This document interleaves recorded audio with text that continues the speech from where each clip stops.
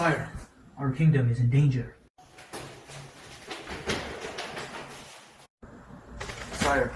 General, tell us about the current situation. They have invaded the lungs, intestines, and kidneys. The lungs have been swollen and tissues are dying and hardening like stones. The enemy has caused severe diarrhea by invading the intestines. Worse still is that enemy is attacking the blood vessels circulating in the body and attacking the essential organs like lungs, heart, kidneys, intestines, and brain.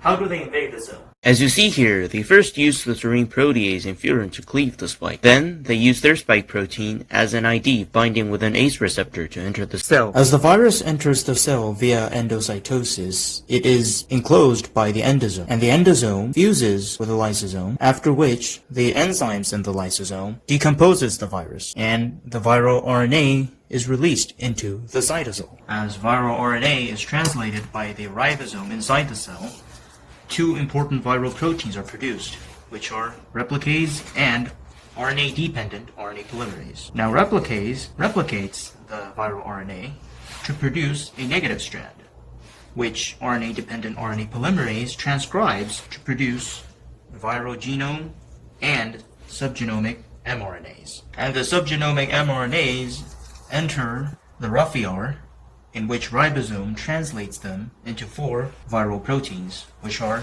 S protein, M protein, N protein, and E protein. The four viral proteins with the viral RNA are packaged in the repertoire and Golgi apparatus, assembled in the transport vesicle, which fuses with the cell membrane so that the virus can exit the cell to infect more host cells. After many viruses have left the cell experiences stress, and its MHC starts to present viral antigen, which immunocytes detect and sends death signal to the cell. So the cell is destroyed.